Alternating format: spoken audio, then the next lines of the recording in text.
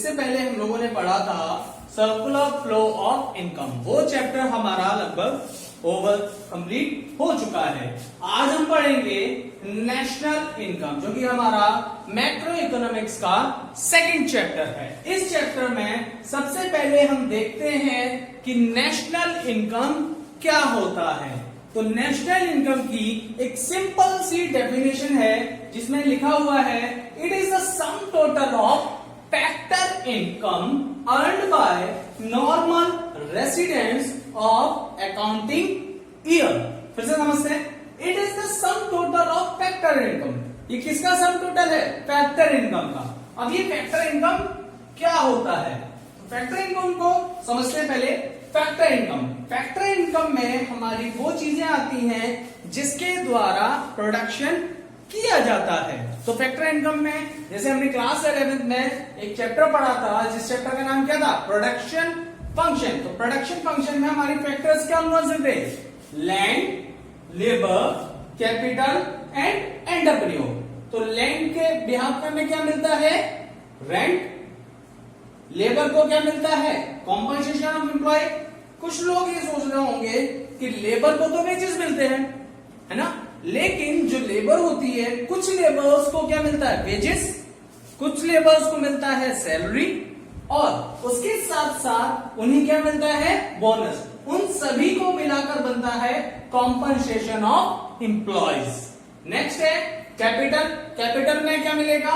Interest. Entrepreneur को क्या मिलेगा? प्रॉफिट। तो ये होता है हमारा फैक्टर इनकम, ठीक है, अर्न्ड बाय नॉर्मल रेसिडेंट्स। अब ये नॉर्मल रेसिडेंस क्या होता है? तो नॉर्मल रेसिडेंस का मतलब होता है ऐसी इनकम या ऐसा रेसिडेंस जो कि उसी कंट्री का हो। यानी कि इस डेफिनेशन की बेसिस पे अगर हम बात करें तो एक ऐसी फैक्टर इनकम कमाई हुई जो कि नॉर्मल रेसिडेंस की हो। नॉर्मल रेसिडेंस ऐसे लोगों की इनकम जो उसी कंट्री में उन्होंने अर्न की हो, तो वो कहलाई जाती है नॉर्मल रेसिडेंस। अब नॉर्मल रेसिडेंस में हमारे कुछ कंडीशंस होती है। पहली condition, economic interest lies in that country. It means एक ऐसी इनकम, जो इनकम आपने कमाई है, आप पहली बार वहीं के निवासी होने चाहिए, जिसमें आपका इकोनॉमिक इंटरेस्ट कहां होना चाहिए? उसी कंट्री का होना चाहिए। दूसरी condition, residing in a country for a period of 1 year. यानी कि एक ऐसा पर्सन जो इनकम अर्न कर रहा है, उसका इकोनॉमिक इंटरेस्ट क्या है? सेम कंट्री का है जहां से वो जहां से वो इनकम अर्न कर रहा है, और उसका रिसाइडिंग पीरियड कितना होना चाहिए? 1 ईयर। तो वो कहलाया जाता है नॉर्मल रेसिडेंस। या फिर हम समझते हैं सिंपली, एक ऐसा पर्सन, जैसे हमारे इंडिया में, मैंने इंडिया में इनकम अर्न कर रहा हूं, ठीक है, इंडिया में इनकम अर्न कर रहा हूं, तो मैं निवासी कहां का? तो और मैं अपने आप को कहां का निवासी मानता हूं? इंडिया का ही। तो और उसके साथ साथ मुझे 1 साल से ज्यादा यहां पर हो गया, तो वो कहलाया जाता है नॉर्मल रेसिडेंस। तो it is the sum total of factor income earn by normal residence of our country during accounting year. Accounting year कौन सी होती है हमारी? 1 अप्रैल टू 31 मार्च। तो ये होता है हमारा नेशनल इनकम। इसके बाद हम बात करते हैं डोमेस्टिक इनकम। अभी हमारी डोमेस्टिक इनकम क्या होती है? तो देखिए, it is the sum total of factor income. Factor income हमें पता है कौन सी होती है? Land, labour, capital, entrepreneur earned with in domestic territory of a country. Domestic territory of a country. Domestic territory means कि हमारी पॉलिटिकल जो boundary होती है, उसके अंदर की कमाई हुई इनकम को ही कहा जाता है डोमेस्टिक इनकम। अब ये पॉलिटिकल बाउंड्री का मतलब होता है, जैसे हमारी कंट्री है इंडिया, तो इंडिया के अंदर जितनी भी इनकम कमाई जाएगी, वो सारी की सारी इनकम हमारी क्या कहलाई जाएगी? Domestic income. अब डोमेस्टिक इनकम में हमारे 2 तरीके के लोग आते हैं। पहला कौन से? ऐसे लोग जो कि हमारे भारत के ही निवासी हैं, यानी कि वो हमारे कौन से हो गए लोग, वो हमारे कौन से हो गए, नॉर्मल रेसिडेंट। इट मींस ऐसे लोग इनकम अर्न कर रहे हैं जो हमारे भारत के ही हैं, यानी कि नॉर्मल रेसिडेंट। उसके साथ साथ कुछ फॉरेनर्स भी हैं जो हमारे भारत में इनकम अर्न कर रहे हैं। तो डोमेस्टिक इनकम को हम कैसे कैलकुलेट करेंगे, तो ये देखते हैं। तो डोमेस्टिक इनकम को कैलकुलेट करने के लिए हम क्या करेंगे, residence within a country, it means normal residence within a country, कि जो हमारे भारत के लोग हैं वो जो अर्न कर रहे हैं वो, plus non residence with country, और जो बाहर से लोग आकर हमारे यहाँ पर अर्न कर रहे हैं, उन दोनों की इनकम को अगर हम ऐड कर देते हैं तो हमारी वो कौन सी इनकम होती है, डोमेस्टिक इनकम। अब बात करते हैं हम नेशनल इनकम। अब नेशनल इनकम को कैलकुलेट करने के लिए हमें क्या करना होगा, पहली चीज normal residence within a country. National income calculate करने के लिए क्या चाहिए, normal residence within a country और normal residence outside the country.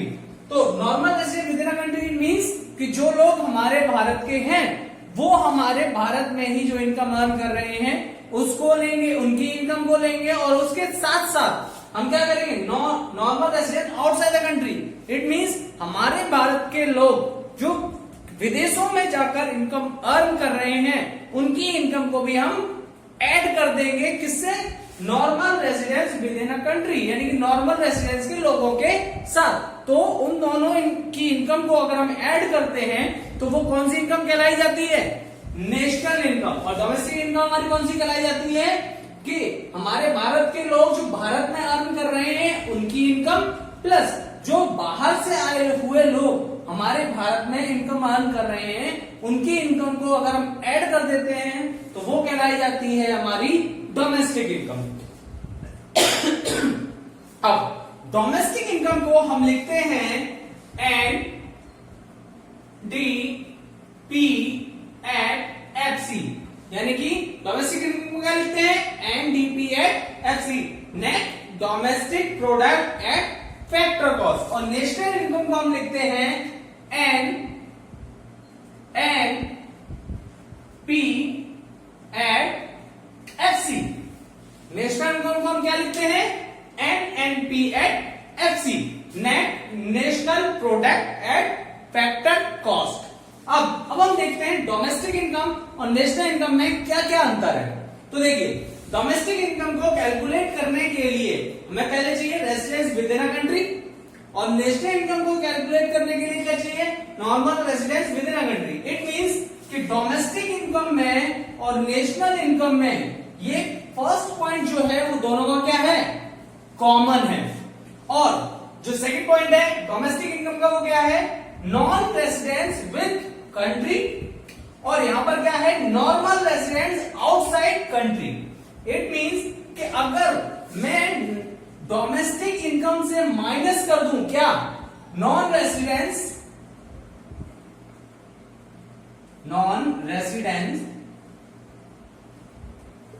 With country,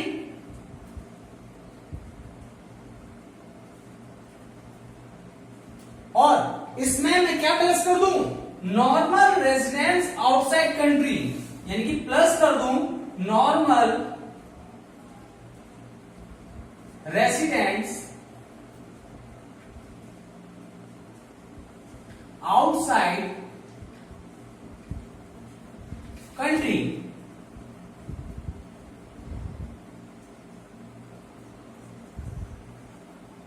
तो हमारा क्या बन जाता है, तो हमारा बन जाएगा क्या, डोमेस्टिक इनकम से अगर हम माइनस कर देते हैं नॉन रेसिडेंस विद कंट्री, और इसमें अगर हम प्लस कर देते हैं normal residence with outside country, तो हमारा ये डोमेस्टिक इनकम कन्वर्ट हो जाता है किसमें, नेशनल इनकम में। इतना समझ आया। अब नॉन रेसिडेंस विद कंट्री और नॉर्मल रेसिडेंस विद कंट्री, इन दोनों के डिफरेंस को ही कहा जाता है NFIA, यानी कि net factor income from abroad. फिर से समझते हैं, डोमेस्टिक इनकम को कैलकुलेट करने के लिए क्या चाहिए, residents with in a country plus non residents with country. और नेशनल इनकम को कैलकुलेट करने के लिए क्या चाहिए? Normal residents with country plus normal residents outside country. अब डोमेस्टिक इनकम से अगर हमें नेशनल इनकम को कैलकुलेट करना है, यानी कि डोमेस्टिक इनकम को हमें नेशनल इनकम में कन्वर्ट करना है, तो हमें क्या करना पड़ेगा? Minus non residents with country plus normal residents outside country. और डोमेस्टिक इनकम को हम क्या बोलते हैं शॉर्ट में? NDP at FC. और नेशनल इनकम को हम शॉर्ट में क्या बोलते हैं? NNP eight FC. गुड्स जो होते हैं वो हमारे बेसिकली दो टाइप के होते हैं। पहला होता है हमारा इंटरमीडिएट गुड्स और दूसरा होता है हमारा फाइनल गुड्स। तो इंटरमीडिएट गुड्स और फाइनल गुड्स, तो पहले समझते हैं इंटरमीडिएट गुड्स कौन से होते हैं। इंटरमीडिएट गुड्स हमारे वो गुड्स कहलाए जाते हैं जिनके द्वारा हम किसी भी गुड्स को बनाते हैं। इट मीन्स जिससे हम क्या करते हैं? किसी उसी इंटरमीडिएट गुड्स का इस्तेमाल करके हम दूसरे गुड्स को बनाते हैं। और ये गुड्स हमारे कौन परचेज करता है? प्रोड्यूसर। तो intermediate goods are used by producer. For example, suppose that एक टेलर है। एक टेलर अगर कपड़ों को खरीदता है तो वो उसके लिए क्या हुआ? Intermediate goods. कैसे? क्योंकि वो टेलर उस कपड़े का क्या करेगा? उस टेलर से उस कपड़े से क्लोथ्स बनाएगा, यानी शर्ट्स बनाएगा, पैंट्स बनाएगा और उसको क्या करेगा? सेल करेगा। तो वो गुड्स हमारे क्या हो गया? Intermediate goods. उसके बाद हमारा आता है फाइनल गुड्स। फाइनल गुड्स हमारे फाइनल गुड्स में भी हमारी दो कैटेगरीज होती हैं। फर्स्ट होता है हमारा कंज्यूमर गुड और सेकंड हमारा होता है कैपिटल गुड्स। कंज्यूमर गुड्स जो होता है वो हमारा परचेज किया जाता है डायरेक्टली किसके लिए? अपने वांट्स को सेटिस्फाई करने के लिए। एक पर्सन ने अगर कार खरीदी है पर्सनल यूज के लिए, तो वो कौन से गुड्स में आएगा? वो आएगा हमारा कंज्यूमर गुड्स। लेकिन इससे पहले हम समझते हैं फाइनल गुड्स कौन से होते हैं। तो फाइनल गुड्स हमारे वो गुड्स होते हैं जो कि बिल्कुल कैसे होते हैं? जिसके आगे कोई भी प्रोडक्शन नहीं हो सकता। वो गुड्स हमारे कहलाए जाते हैं फाइनल गुड्स। फाइनल गुड्स में हम कह सकते हैं कि ऐसे गुड्स जिनको हम परचेज करें और डायरेक्टली क्या करें? यूज कर सकते हैं, उसका कोई भी फर्दर प्रोडक्शन नहीं किया जा सकता, तो वो गुड्स हमारे कहलाए जाते हैं फाइनल गुड्स। फाइनल गुड्स में पहला होता है कंज्यूमर गुड्स, दूसरा होता है कैपिटल गुड्स। कंज्यूमर गुड्स कौन सा होता है? जो कि डायरेक्टली कंज्यूमर की वांट्स को सेटिस्फाई करे, वो गुड्स हमारे कहलाए जाते हैं कंज्यूमर गुड्स। और कैपिटल गुड्स हमारे वो गुड्स होते हैं जो कि फर्दर प्रोडक्शन के लिए काम आते हैं। जैसे इसमें हम कह सकते हैं purchase for further production of goods and services. तो वो गुड्स हमारे कहलाए जाते हैं कैपिटल गुड्स। जैसे एक पर्सन ने कार परचेज की, किसके लिए? A person purchase by car a car purchased by a taxi driver to be used as taxi। कि एक इंसान ने कार परचेज की या एक टैक्सी ड्राइवर ने कार परचेज की, किसके लिए यूज की? As a taxi. It means अब उससे वो क्या करेगा? पैसे कमाएगा। तो वो हमारा क्या कहलाया जाएगा? Capital goods. एक बार फिर से समझने की कोशिश करते हैं इसको। इंटरमीडिएट गुड्स हमारे वो गुड्स होते हैं जिनके द्वारा हम फर्दर प्रोडक्शन करते हैं। अगर एक लकड़ी वाले ने, यानी कि बढ़ई ने, या फिर हम कह सकते हैं एक कारपेंटर ने अगर लकड़ी खरीदी है, वुड खरीदी है, तो वो उससे क्या बनाएगा? फर्नीचर बना के वो उसका क्या करेगा? सेल। तो वो कहलाया जाए, वो जो वुड है यानी कि जो लकड़ी है वो आपकी कहलाई जाएगी इंटरमीडिएट गुड्स। और अगर एक पर्सन जो उसने बनाया है, यानी कि फर्नीचर जो उसने बनाया है, अगर वो पर्सन अपने सेटिस्फैक्शन के लिए उस फर्नीचर को परचेज करता है तो वो इंसान कहलाया जाता है कंज्यूमर गुड। सॉरी, वो गुड कहलाया जाता है कंज्यूमर गुड। और अगर वो फर्नीचर परचेज करता है किसके लिए, उसको आगे रीसेल करने के लिए, तो वो कहलाया जाएगा कैपिटल गुड।